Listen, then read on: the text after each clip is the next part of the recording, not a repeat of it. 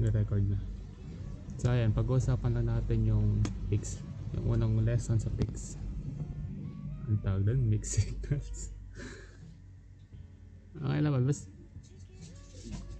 kung may sabihin kayo, mag-open mic na lang kayo. Di ko kasi makikita yung chat eh. Tapos kita nyo na yung Jamboard. Bali, ang goal natin is explain ko yung mixing, yung amplifier, yung differential, tapos sagutan natin to para may sense. Yan. Hirap. Yan. So bago natin sagutan yan, ano muna natin yung amplifier. Titignan mo na ako, di ba? Okay naman.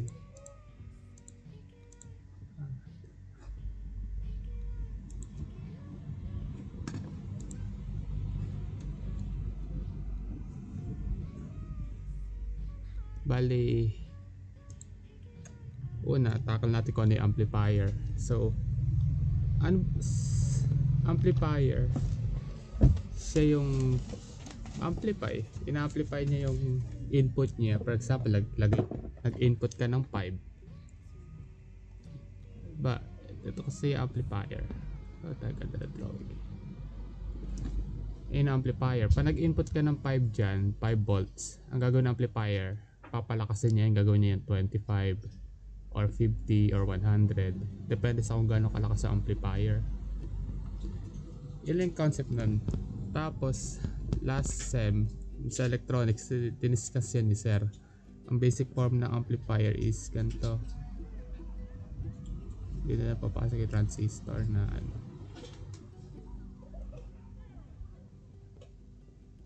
Yan.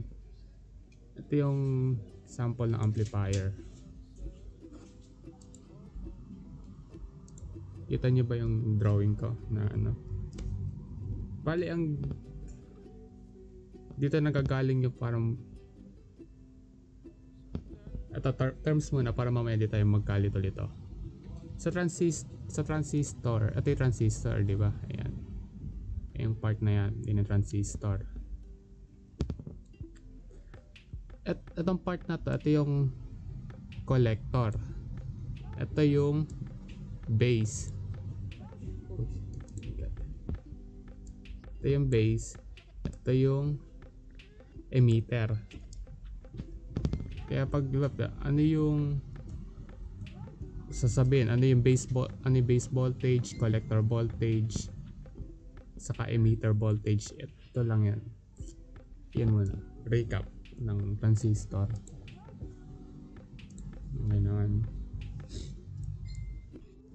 So, ang ginagawa ng amplifier,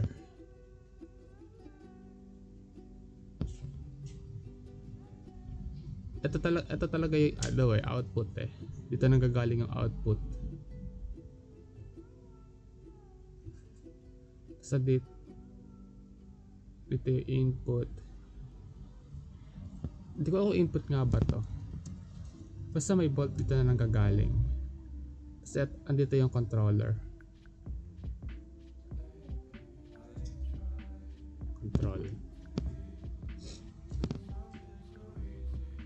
So, basta yun yung main concept niya muna. Ito yung amplifier. Kasi bago natin pag-aralan yung differential at magasin yung concept ng amplifier. Basta ito yung buong amplifier. Tanggalin natin yung mga label. Yan. Yun yung amplifier. At andito yung collector. Ito yung base. Ito yung emitter. Tapos dito natin nakukuha yung output. Kasi diba ito yung output, ito yung input. Ako di ko rito masyadong master. Di ko alam kung saan nagagaling yung input talaga. Kasi meron dito, tapos meron pa dito. Hindi ko natatandaan yung turo ni Sir. Basta ang mahalaga ito yung output ha. Okay, malilito. Hindi ito yung output, hindi yung emitter. Itong part na to. Ito yung output. Ito yung lumalabas. Yan. So, yan. Yung concept ng amplifier. Kaya pagdating natin sa differential amplifier, ano ulit tsura ng ano natin ng amplifier, di ba? May transistor, may maakyat, bumababa.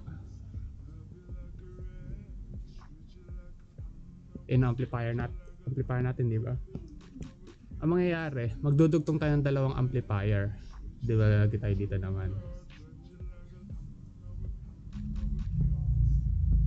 Yan. Ngayon, di ba yung output dito nang gagaling? Ang gagawin natin sa differential, yung nag-gain na amplifier dito, i-minus natin sa makukuha natin dito. Ayun. So nakikita niyo na ba yung image? Teka lang, i-paste ko yung tinuro ni ma'am.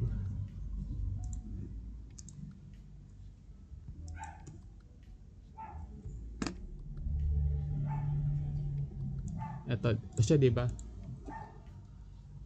Ito yung isang amplifier. May dalawa tayong amplifier sa loob ng differential amplifier. Ito yung isa. Ito yung isa. Kasi naman parang ito yung isang amplifier. Ito yung isa pang amplifier. Tapos yung output pinagma-minus natin. Doon natin nakukuha yung differential. Kasi difference. Ano yung difference nitong plus sa kanong output ng isa pa. So pag binuo natin yung mismong amplifier, ang mangyayari,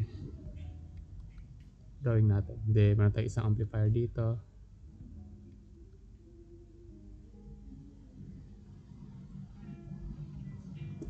Tapos meron pa tayong isang amplifier dito.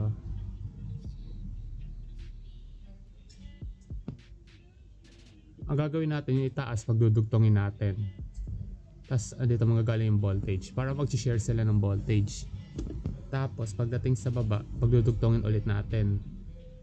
Tapos for the sake of, kumbaga kasi gato yan eh. Yung origin na amplifier may sarili siyang resistor, may sarili din siyang resistor.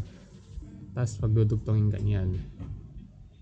Kaysa ganyan, since magkapareho sila ng kung ano iba, 5 dito, 5 din dapat dito. So ginawa na lang, pinagsama na lang natin. Yan. Diyan ang galing yung concept ng ano natin, differential. So nakakasunod lang kayo. Tanong lang kayo para malinaw. Gets nyo na ba yung concept ng differential? Okay na. So, di ba sabi naman ito yung ano ng differential amplifier, yung diagram ganyan. Yan. Andito yung plus, andito yung minus, andito yung output. Ngayon, paano ko sabihin? Saan nanggagaling yung plus saka minus? Hindi sa taas. Yung plus nanggagaling dito. Yung minus nanggagaling dito.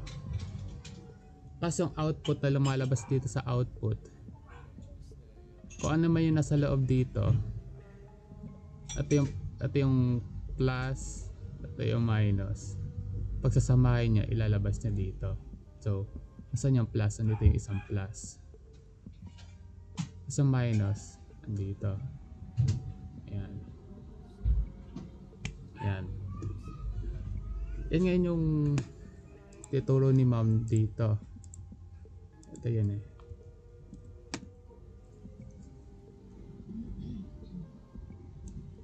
Ito yan. Ayan. Bale yung B1, ito siya yun sa kaliwa. Ito yung B. Yung B1, ito yung nasa kaliwa. Yung B2, ito yung nasa kanan. Yan. So, yun yung amplifier. Meron tayong dalawang amplifier na pinagsama natin. Tapos, pinag-minus natin yung dalawa nilang output. So, plus saka minus. Tapos, di yan na. Meron na tayong concept. So, terminologies. Masasagutan na rin natin yung question number 1. Explain the difference between inverting and non-inverting input. So yan, inverting sa kanan, inverting, ito lang talaga yun eh.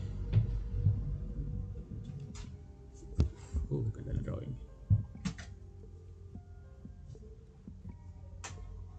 Yan, wala nyo kung ano yung inverting sa kanan, inverting. Yung inverting, itong negative, kasi kung ano man yung input mo dyan, man-negative. Sabihin, pag nag-input ka ng 5 volts, magiging invert, magiging negative 5 yung sagot sa output. Yan, kaya siya inverting kasi ni-invert niya, binabaliktad niya. Yung ito naman, non-inverting kasi ba naglagay ka dito ng 5. Madaling kausap, ang lalabas sa output 5. Yan, gets na yung concept ng inverting sa kanan, inverting. So doon sa tanong na number 1, saan ba yung ano? Ito, explain the difference between inverting and non-inverting. Yung non-inverting, pag nag-input ka ng positive, ang sagot, ano, positive. So parang ganun, sabihin nyo lang, when the input is positive, the output will also be positive. Whether the inverting input, when you put a positive input, you will get an inverted answer. Ganon. Ilang ganun na yan.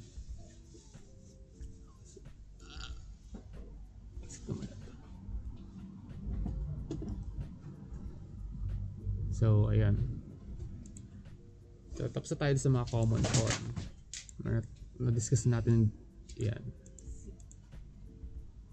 So drawing natin sa BJT kanina. So for example, yan yung ano natin. Meron tayong dalawang amplifier. Sa dugtong natin sa gitna. Ano ulit dito yung positive? Diba yung kaliwa? So ito yung non-inverting. Tapos ang kanan, ito yung negative. Ito yung inverting, ito yung non-inverting. So ayan, sana na-gets. And ipita tayo sa kabila. Ano yung susunod na tanong? Why is the voltage single-ended? Kasi base ko dito, may dalawang pinapaano dito si ma'am eh. Una, ito,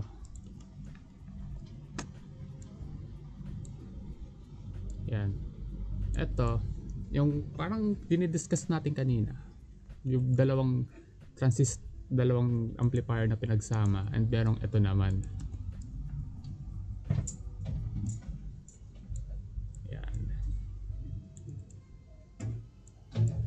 Ano yung mapapansin nyo pinagkaiba ng dalawa? Drawing. Sa loob. Diba dito yung output, pinagmaminus natin yung dalawa. So ano tawag pag pinagmaminus? Diba difference? So meron tayong differential output, differential input, differential output. Eh dito, anong nangyari? Yung andito hindi natin kinukuha. Kinukuha lang natin yung andito. So doon nagmula single-ended. So dahil dyan, nagsinasabi diba ano, yung nakukuha natin voltage gain is kalahati lang. Kasi eto may voltage gain dito pero hindi natin siya kinukuha. Ang kinukuha lang natin yung voltage gain dito. So kalahati lang nakukuha natin. Eh dito, kinukuha natin yung voltage gain dito, nakuha pa natin yung voltage gain dito. So yung VG dito, dalawa yung nakukuha natin. Dito nakukuha lang natin isa. So doon papasok yung sinasabi ni ma'am na eto, in single-ended output, itong single-ended nga, yung isa lang kinukuha, ang voltage gain natin is kalahati lang. Kasi ang nakukuha lang natin is 1 collector voltage. Tandaan natin, ang sa amplifier, ito may sign na dito, C. Ito yung C, collector. Ito yung emitter. Ito yung base. ano, kinukuha lang natin na output isa. Ito nga. Ito, hindi ito kinukuha. So, ano kukuha natin? Isa. Kalahati ng dalawa dapat. So, doon sa sagot natin sa number 2. Why is the voltage gain from the single-ended configuration only half? Andito na sa PowerPoint. Because in single-ended output, the voltage gain is only half of the double-ended because we only get one collector voltage.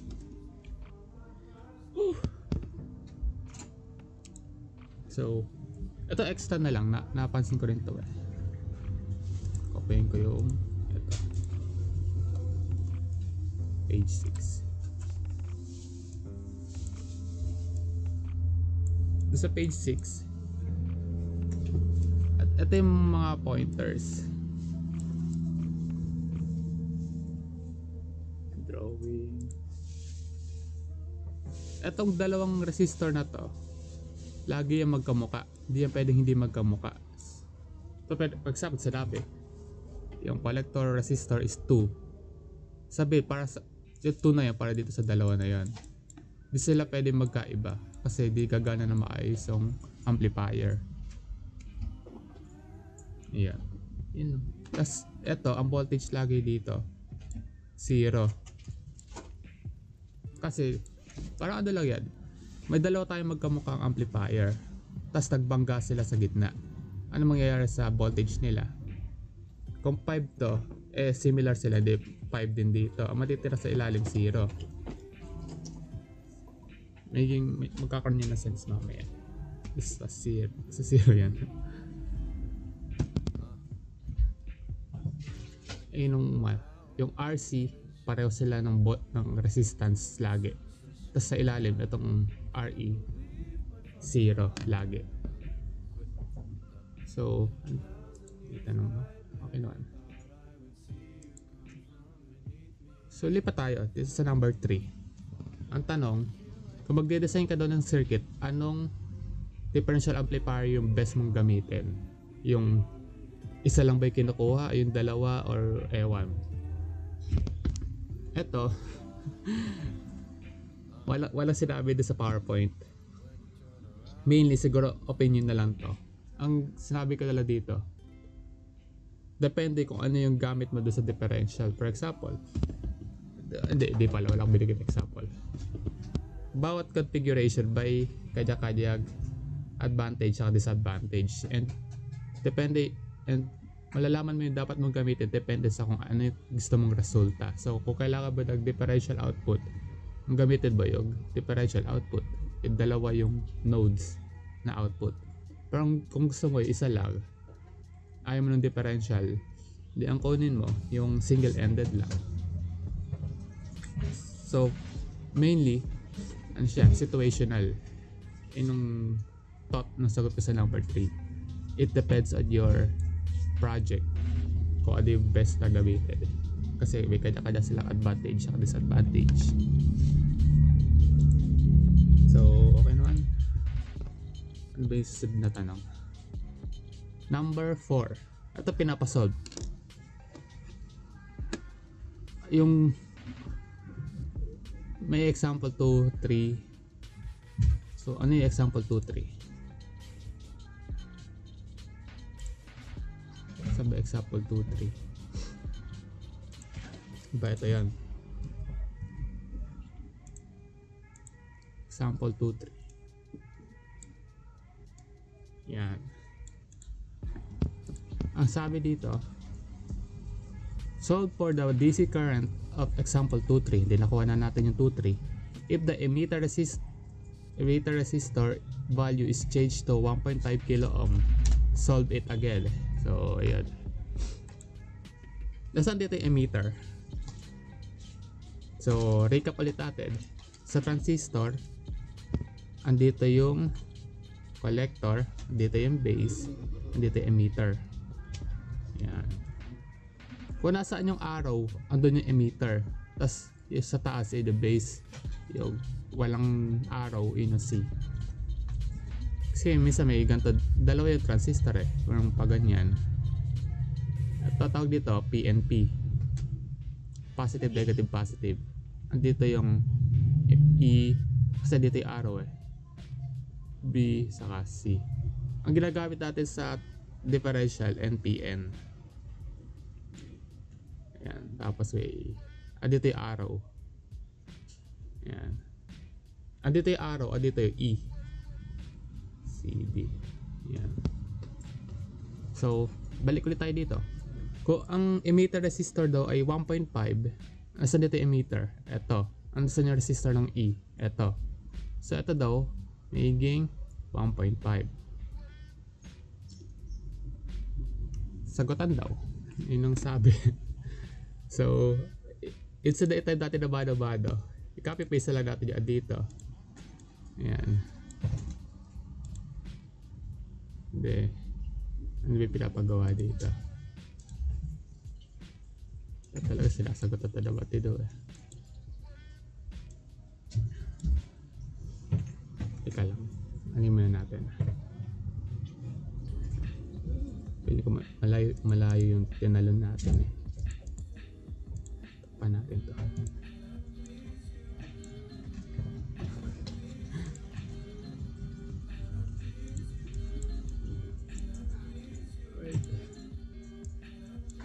Ayaw. Bago pa natin ito sagutan, may tinatawag si ma'am na ano eh, yung first ideal, type ko na lang, may tinatawag na first ideal approximation, saka second ideal approximation. So ano pinagkaiba ng first saka second? So for example, kunin ulit natin yung andito. Yan.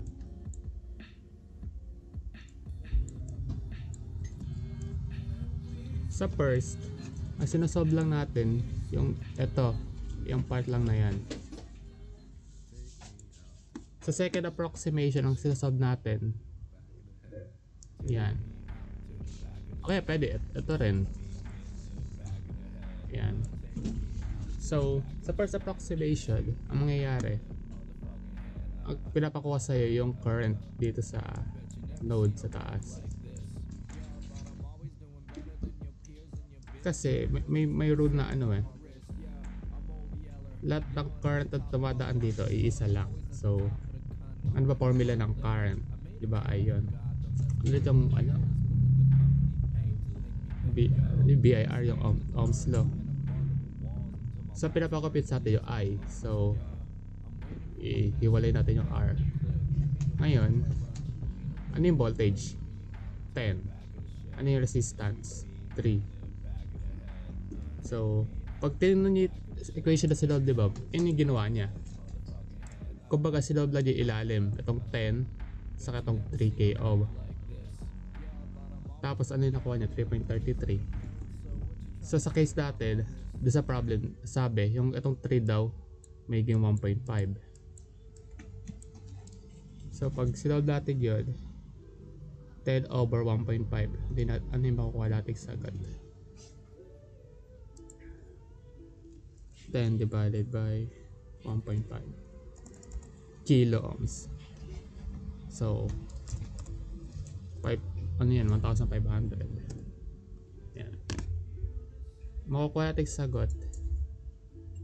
Ano yan? 133 milliampere. 133. So, compared sa sagot mo, ano yung nakuha natin? Ay, seryoso ba? Bakit? Ay, baliktad 20 pala yun. 10 divided by 1.5. 6.667 pala. Bali, as sagot, ano, mali.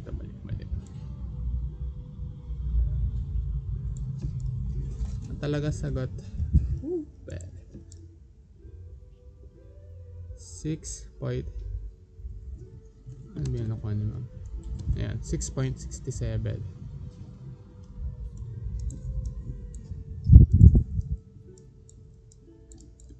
Nangyari. Nako.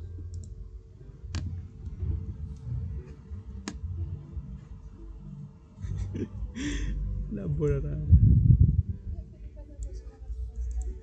6.67. Ayan. Tapos, ano ba yung sense dito? Ano sense na ginagawa natin? Actually, ako hindi ko rin alam eh.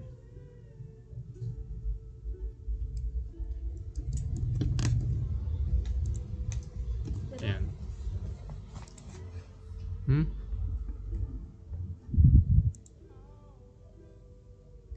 So, ayun. Ang unang gagawin, i-compute natin yung current sa ilalim. Ito lang yun. Itong part lang na yan. Itong binilugan ko. Tapos sa second part, ano papansin nyo doon sa ano?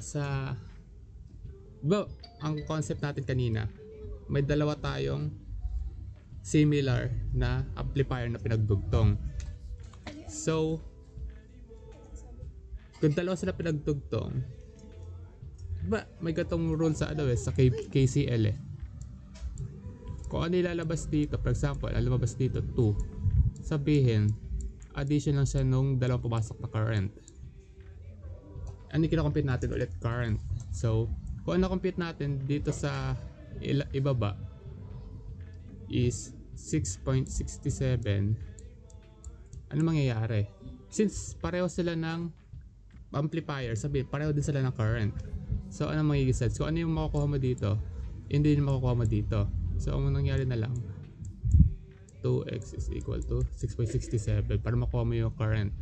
So yun, doon nagmula yung i-divide mo siya sa 2 para makuha mo yung kanya-kanyang current nung kanya-kanyang amplifier. So ayun, makukuha mo dito sagot 3.33 compared sa nakuha ni ma'am na 1.67. Yan. So, ano napansin nyo dito? Kaninang 3, yung original na example ni ma'am na yung emitter 3 kilo ohms, ang sagot niya 3.33.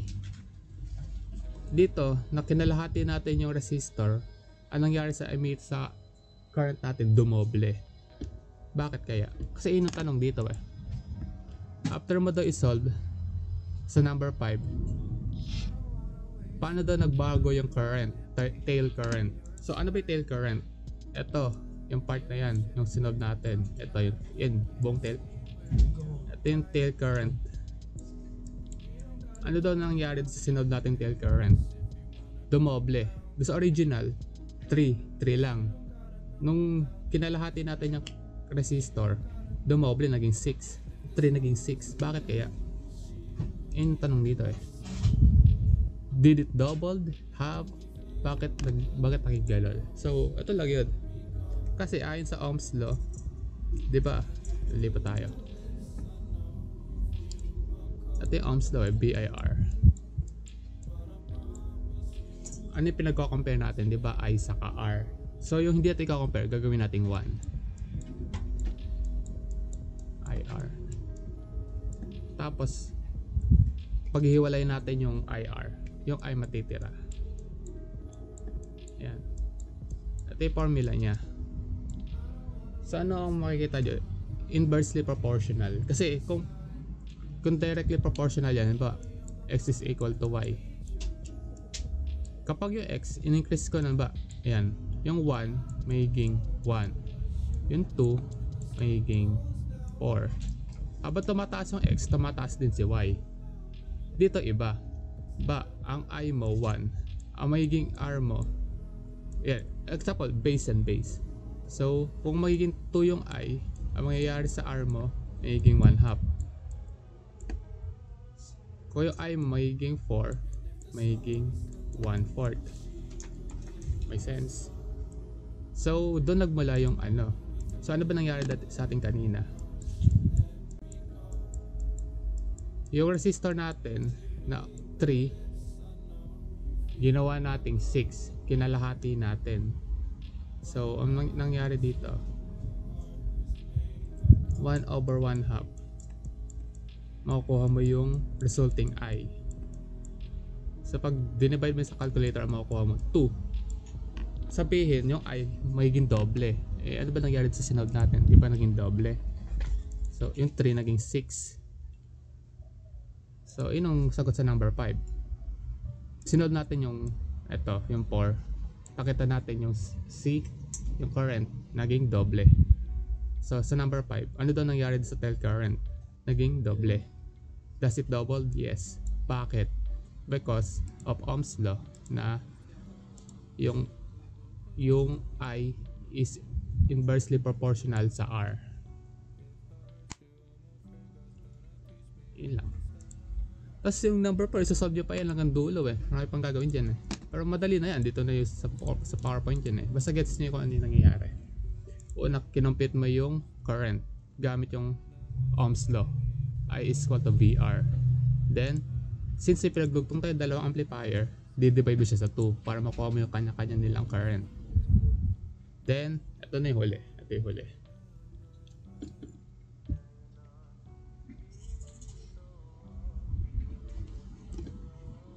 So, hinati na natin sa dalawa. So, nakuha na natin yung current ng tigi-tigisang amplifier. So, for example, ito daw, ano ba na-compute natin dito? 3.33. Na-compute natin current dito. 3.33. So, ngayon, isa-solve mo ngayon yung mula ibabaw hanggang dito sa part na yan. Kanina ang sinolve lang natin yung kalahati, yung ibaba, ito. Ngayon nasolve na natin yan, di ba? So, nakuha nga natin itong I. Ngayon, pupunta tayo sa taas. Mula dito, isa-solve mo hanggang dito. So, ano pa yung formula nun? Kailangan, ano ba yung ginawa ni mama?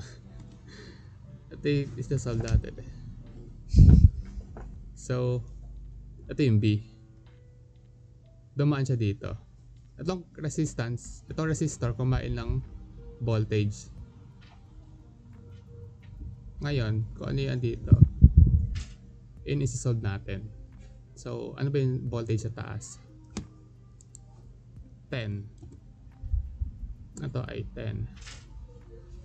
Itong resistor, ano yung ano niya? Ano yung discuss natin kanina?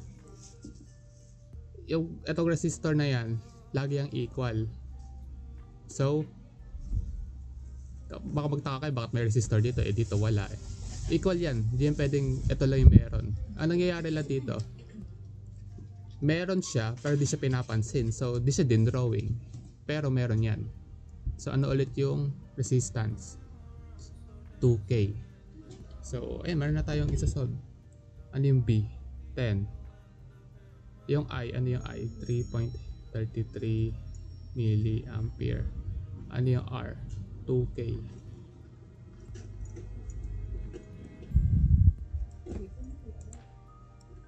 Ano na lipat-lipat. Ang masasolve dito ay 3.3 volts. Ayun. Yep.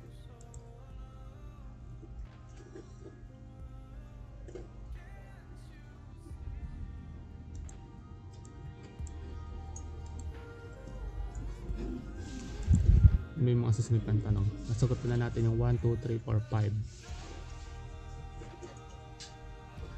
Itong 6, sabi dito sa 6, analyze how the DC current flows through the circuit. 2, 3. So, andito pa rin tayo sa 2, 3. Andito pa rin tayo sa circuit na yan. Pero ang pinapagawa, draw the circuit. So, i-drawing na natin. Hindi pwede. Baka pwede i-copy-paste na lang to eh. And i-label mo daw kung saan nagpo-flow yung current. Pwede daw tayo ditong gumamit ng circuit simulation. So, eto. Mamaya isa-set ko sa inyo yung ginamit ko dito. Pero ito yung nabuo kong circuit. Kailangan balik tayo sa simulation. Ayan. Ito yung ginagamit ko. Mamaya isa-set ko sa inyo yung link.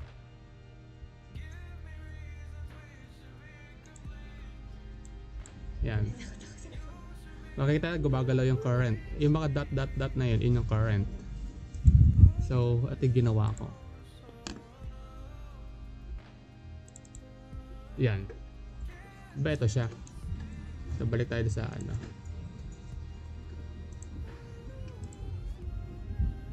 Yan. Sa taas, nanggagaling yung 10 sa taas nanggagaling yung 10 volt. Tapos nahati siya sa gitna. Ito yung 2 kilo ohm. Ito pa nilagyan ko rin ito.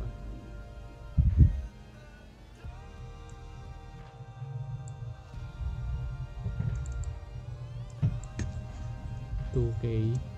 Yan. Yan. So, ano nakita natin yung flow? Mula 10 volts, bababa siya. Dadaan siya doon sa 2 kilo ohms. Dadaan dito. Papunta dito sa baba.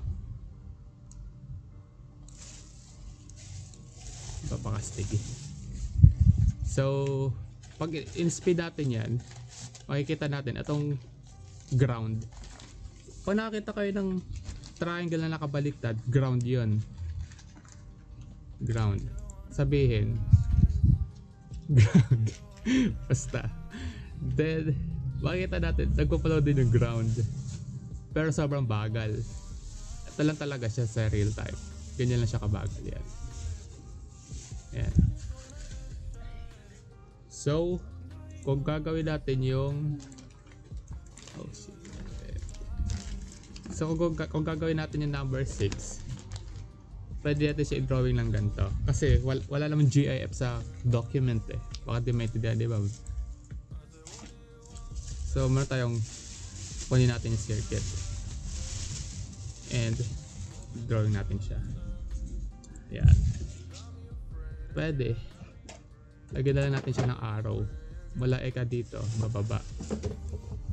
Tapos dadaan dito. Ganon din dito sa kabila. Arrow. Arrow. Tapos dito may mabagal na dumadaan.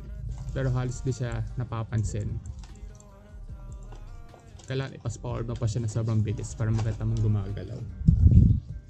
So ito yung sa 6. Yung sabi drawing daw yung flow ng current. So may dumadaan dito ang current. Since dito ground, mabagal lang, then pababa papunta dito sa 10.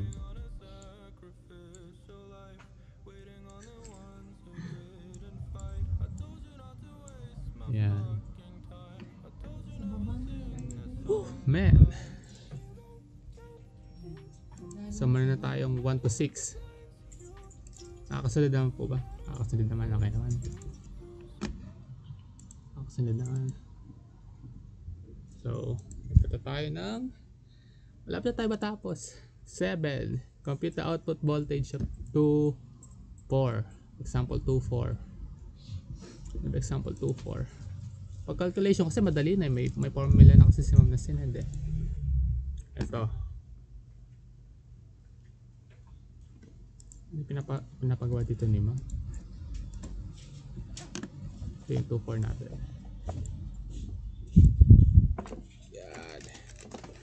Ayun, pinapagawa sa atin ni Ma'am. 7 na tayo.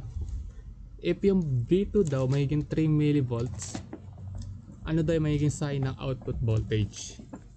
So, madali lang pala. Wala tayo sa solve. Number 7. So, taking notes again. Nasaan yung sa given ni Ma'am? Ito yung B1 eh. Ito yung B2. So sabi ni Ma'am, kung ito daw mawawala, tapos dito magkakaroon ng current na 3 millivolts, ano mangyayari sa output? So ano tayo, balik tayo kanina. Nasaan ulit yung inverting input?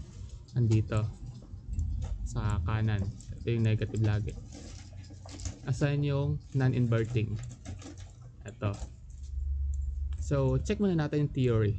Sabi, lahat ng dumadaan sa non-inverting, hindi na babago yung sign. So, ano yung nangyari dito? Ang sign nung 1 is positive. So, ang naging output niya, ito, 133 millivolts, positive. So, tama, in theory. Pag nagpasok ka dito ng positive sa B1, ang output mo rin ay positive. Eh dito, inverting, nagpasok ka ng positive 3. So, in theory, dapat ang lalabas na sagot, negative. So, sort natin negative para may sulat tayo. Negative.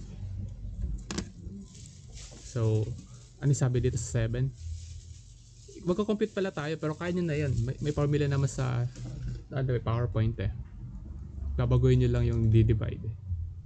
So, compute if yung B2 daw is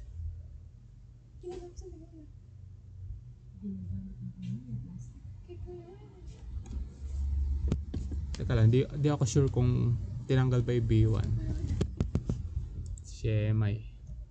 So, assume natin playing safe tayo kasi di ko sure kung tatanggalin pa yung B1 o hindi. Baka sabi dagdagan lang ng B2 eh. Yan. Meron tayong 1, meron tayong 3. So, paano yung magiging formula dito? Kasi, ang tanong dito sa number 7, differential input. So, ito pala, hindi ko ito nabasa. Differential input, sabihin, meron tayong dalawang input. Kasi kung B2 lang yung meron, sabi ni ma'am, single-ended. Eh sabi niya differential. Basta dalawa, differential yon. So, meron tayong 3, meron tayong 1. And, paano natin ito gagawin? Bali, dito siya, sa table na yan. Meron tayong input configuration. Ano yung input configuration natin? Differential. Since meron tayong B1 saka B2. Kung B1 lang yung meron, single-ended yun. Ito ginamit ni ma'am. So, meron tayong differential input. And ano yung output natin? Tayo sa table. Saan natin?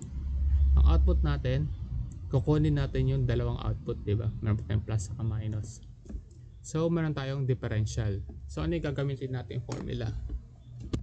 Itong pinakauna, RC divided by RE, AB, B1, B2. Tayo na. May i-ayos din pala ako sa ginawa ko. So, ayun. Dito sa taas, ito, yung current, pareho lang. Walang babaguhin dito. As is yan. 10, kasi ito lang naman kinocompute mo dyan ilalim 10 saka 3 tapos i-divide mo siya sa 2. Magkakaroon ngayon ng difference dito. Ay, ito wala rin magbabago dito kasi ang nabago lang naman yung input. Ang ginamit dito ni ma'am RCRE. So balik tayo dito sa ang kanyang instance, single-ended differential. Ang ginamit niya, RCRE. Tayo ang gagamitin natin, differential RE din. So, wala tayong babaguhin. Dito walang babaguhin. Dito walang babaguhin. Dito ngayon magkakaroon. Paano daw i-compute yung output voltage? So, pag bubalik tayo dito sa output voltage, ano meron tayo? Differential sa differential. Ginamit na natin tong isa, ito ngayon. AB, B1 minus B2. So, dito, since dito, dalawa na yung output natin, magkakaroon tayo ng B1 saka B2. So, ano yung B1? Hindi nagbago. 1 millivolts pa rin. Kaso, nagkaroon tayo ng B2. Hindi makapag-type. Ayaw mag-type. Teka lang, enable editing. So, eto. Magkakaroon tayong B1 minus B2. 1 minus 3. Yan. Tapos, dito, ito hindi rin babaguhin. Wait lang. Oh, wala namang sinabi. babaguhin lang natin is itong part na to. Man. And sige, solve natin to. Kung wari, since dito wala tayong binago, di ba? So pwede natin gamitin yung 15, yung 133. Ano yung nakuha natin AB? 133. So, ayan. Balik tayo sa board natin. Ang solve natin ay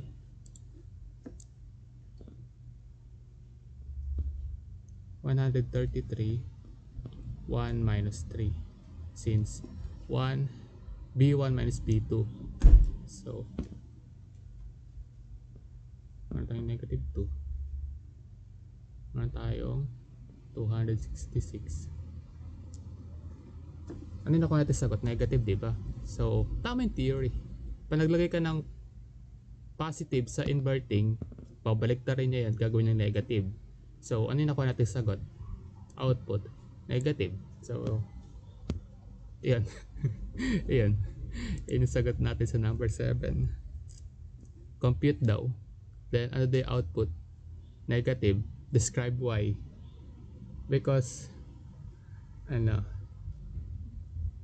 ba? Kaya na mag-wording. Basta natalo nung B2 yung B1. Kasi kung yung B1 mas mataas, hindi mananalo yung B1. Hindi magiging positive yung sagot natin. Hindi, mas mataas yung B2. So, negative. Whew. Damn son. Gigets naman. Okay, wala kayong tanong. Malinaw naman lahat. Okay. Ito na, final question. Sa wakas, makakapag-edit na rin ako. May babaguhin din ako eh. Hindi ko napansin yung kanina eh. So, number 8. Ang tanong, in a clean paper or digital pad, try to search daw and draw. So, boy, tayo na kailangan talaga i-drawing pala. Kala ko pwede mag-search ng picture.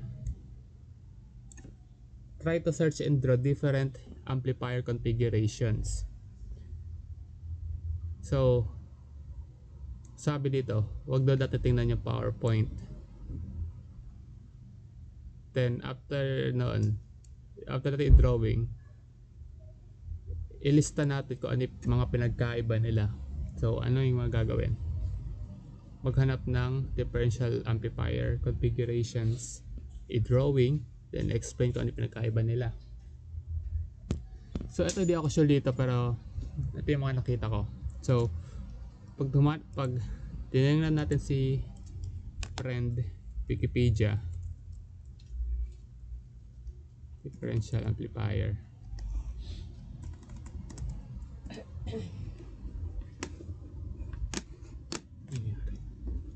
tinignan natin si differential amplifier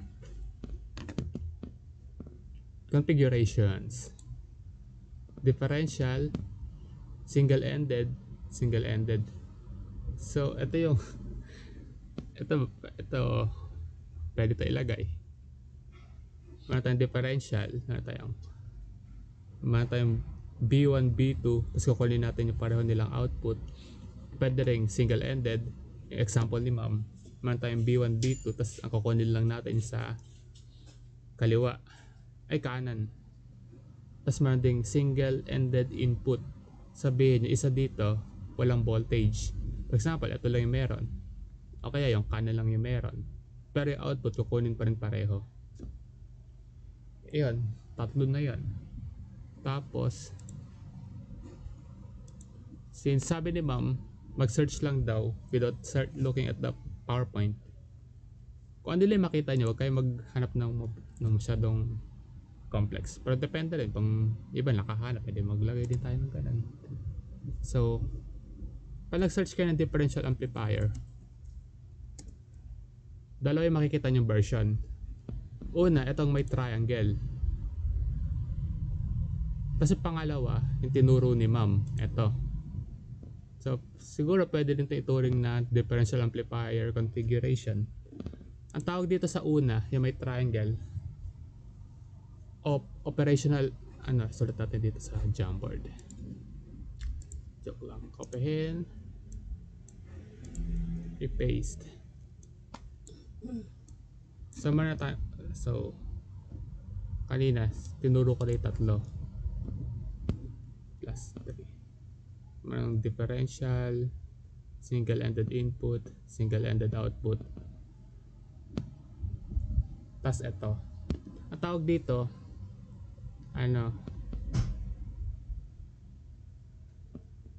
di ko alam kung ano tamang term, basta differential amplifier in op-amp configuration. Kasi itong triangle na yan, op-amp yan, operational amplifier yan. Tapos balik tayo dito sa Google. Ito namang tinuturo ni ma'am. Saan ba? Saan na? Ito namang tinuturo sa atin ni ma'am. Ang tawag dyan, differential amplifier in BJT config. Since na puro ginamit natin is BJT transistors. Ito, transistor yan. BJT transistor, BJT transistor. Inline, para kung may mga pa kayo iba pa maglagay. Pero yun yung mga. So ano yung pinagkaiba nito dalawa? Yung op-amp saka BJT. Itong op-amp, ito ngayon nakakatawa eh. Walang differential amplifier na circuit. Yung talaga parang finished product na differential amplifier. Ang meron, operational amplifier. Yun na. Sa differential amplifier, wala tayong makitang circuit na ganito. Kasi, ito yun eh. I-drawing natin. Ito theoretical lang to eh. Pero di ko talaga maintindihan kung bakit ganun. Merong op-amp. Siguro ito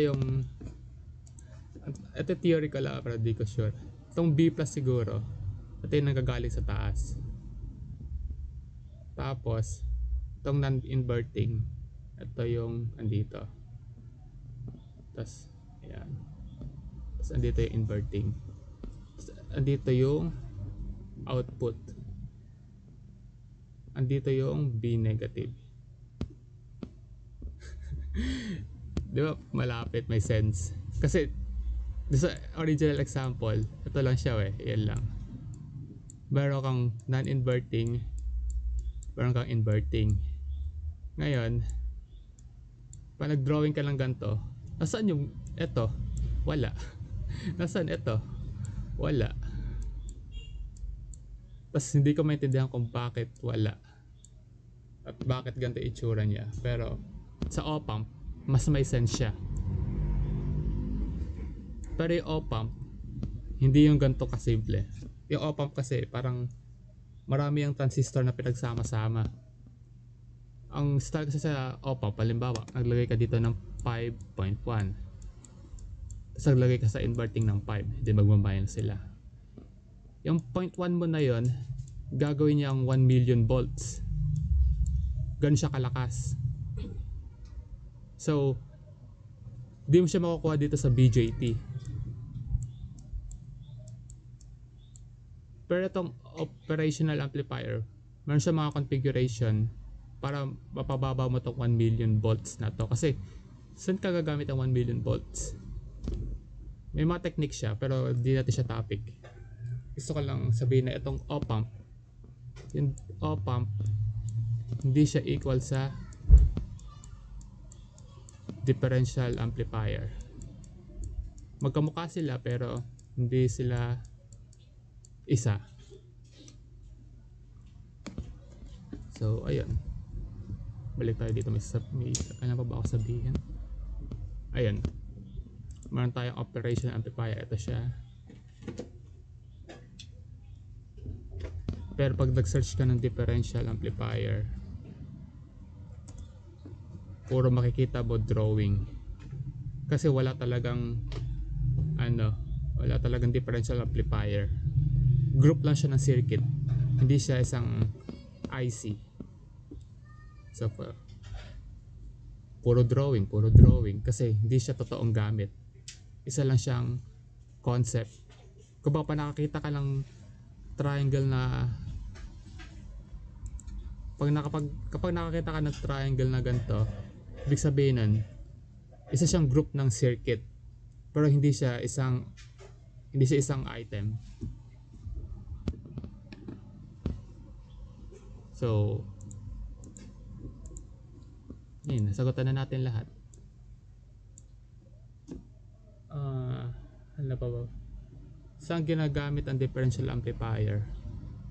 Ano kung ginagamit sa pag-detect ng signals, pero di ko alam kung paano. Tas kaya din yung ginagamit siya sa differential calculus, kasi ngayon yung niya, yung difference niya, kaya tinawag din siya differential amplifier kasi ginagamit siya sa differential calculus ata. So ayun lang. Okay na. Ito naman didiscuss natin. Pwede niyang balikan tong Jamboard natin kung may naiwan kayo. Kaso lang hindi siya organized kasi hindi ako organized. Pero eto, pwede siya balikan. Tapos nag-video naman ako, sana na-record. Okay. And so ano na lang. Okay. Paano kaya ito tatapusin? So ito lang yung mga kailangan nyo tandaan. Yung differential amplifier, ano lang siya? 2 amplifier but subtracted and multiplied.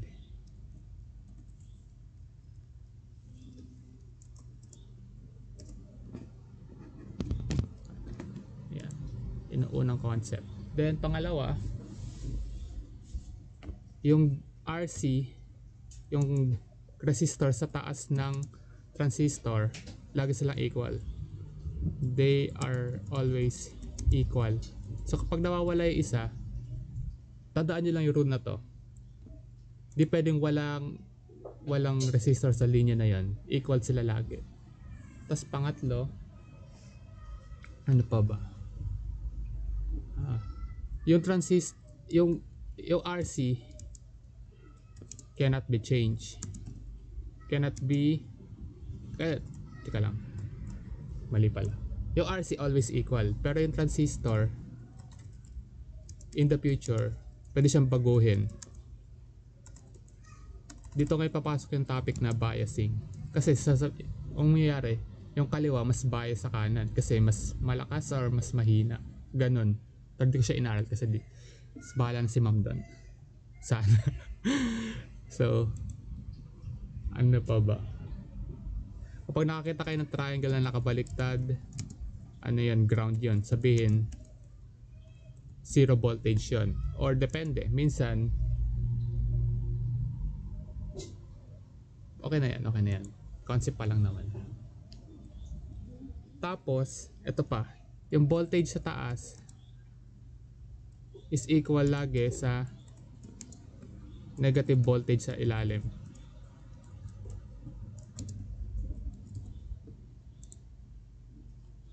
Ito di ko sure kasi alam ko may rule na ganun pero di ko pa siya napapatunayan. Ano pa ba? Siguro last na to. Kapag yung emitter resistor binago mo, ang effect yan divide, inversely proportional.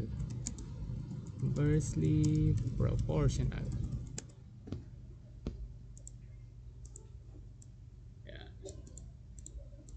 Okay, yun lang naman ng pointer ko.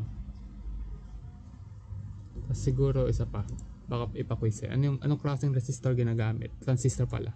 NPN. Transistor is used. Tapos, ayan, nung non-inverting saka inverting. Sana. Yung non-inverting, nasa left siya. Yung inverting, nasa kanan, right. Tapos, yung output, sa output naman baliktad. Sa output, pag differential, yung positive, nasa kanan, sa right. Tapos, yung negative, nasa left.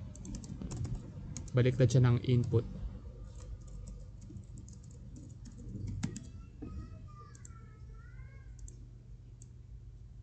Yan, lagay natin. Woo! So, ayun, doon na nagtatapos ang ating group study.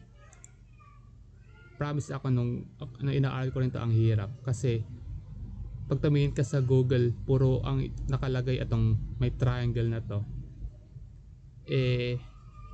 Sabi nila mas madali daw aralin yung triangle na to kaysa sa tinuturo ni ma'am. Pero ang laging ituro mo na kayo mahirap bago yung madali para yung bata hindi tama rin. So, nga mahirap. Since puro ito tinuturo, hindi ko alam kung paano ka aralin yung tinuturo ni ma'am. Ito lang yung mga na-research ko. But, iba di pa sure. Pero yung sa solving naman, tama naman yung nakikita natin mga theory. Tapos dito naman, ang hindi ko lang masyadong sure, eto, baguhin natin ang kulay. Gawin natin pink. And yun lang. Eto, lahat naman yan, sure yan. Kasi kung hindi to gumagana lahat, mali yung solve natin. And mali si ma'am. So, yun lang naman. Okay na. May tanong pa ba? Guys?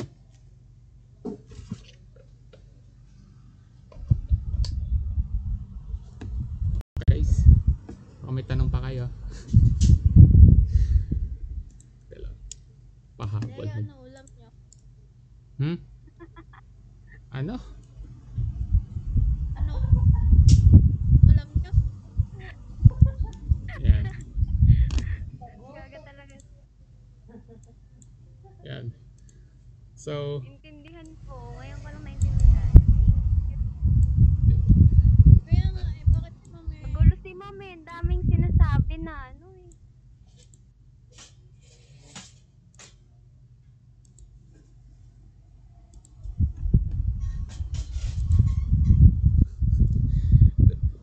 sana meron pang time. Lalo sa logic circuits, taela. Pero, mamaya nga pala mag-ano pa sa software design.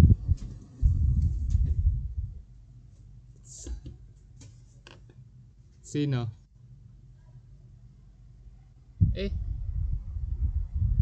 Iba pala Iba pala yung teacher nila Nagtatanong pa lang na basis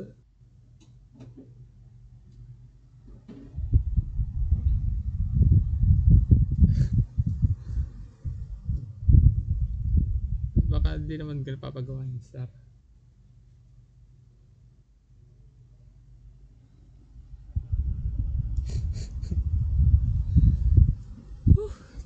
Damn.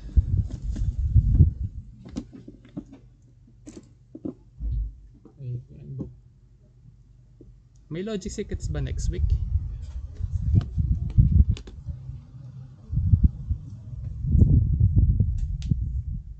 Kailan kaya natin pwede sagutan yung assignment?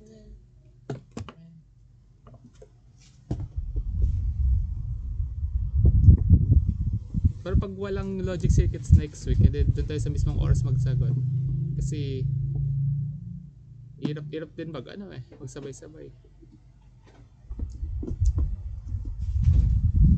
Sa logic circuits, ano, di mo kailangan kabisaduhin lahat. May may mga ano ka lang na kailangan kabisaduhin. Tapos pwede mo silang pagdugtong-dugtongin.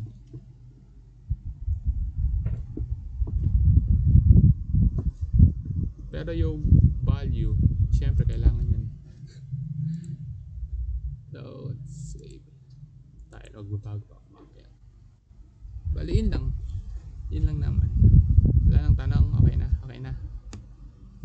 Okay na. Ito, isasend ko nga pala yung circuit na ginamit ko sa kanina sa group chat mamaya. What's up? Tapos, ayun. Yun lang naman. Okay na. Okay na. Okay na. Okay na. So, mamaya na lang ulit. Pag ano na, software design na. Okay. Bye bye. Wala na kayong tanong ha? Okay na. Sige, bye bye. Ano na, patayin ko na yung call.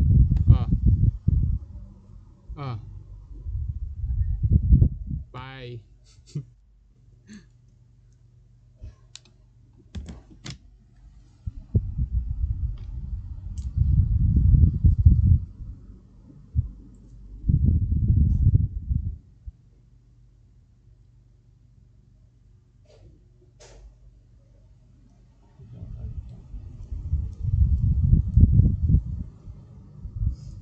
Siyempre nanalo si Joe Biden.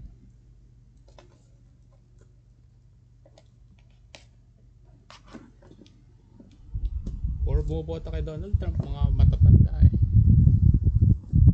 Saka yung mga neckbeard.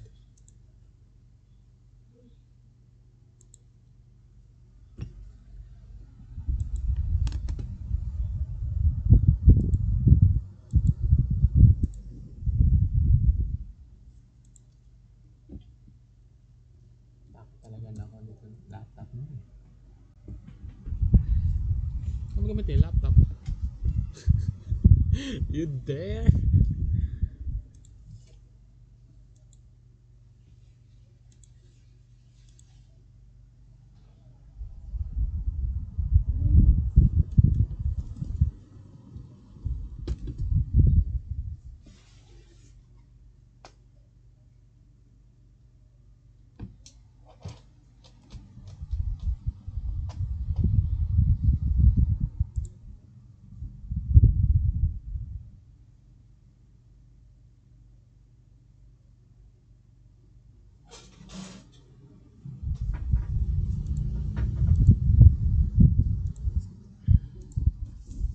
He's a pro player.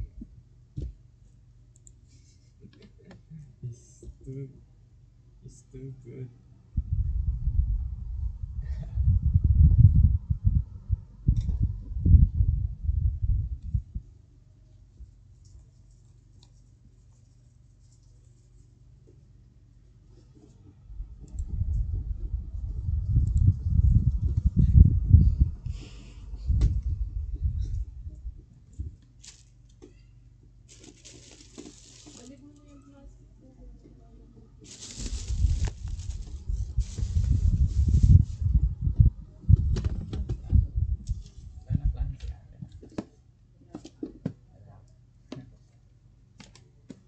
Yes, ma'am.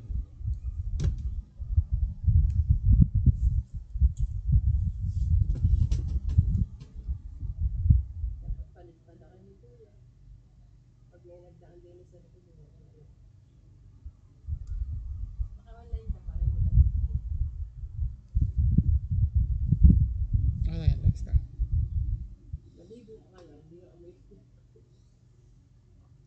Bango-bango kaya nagkakahilig.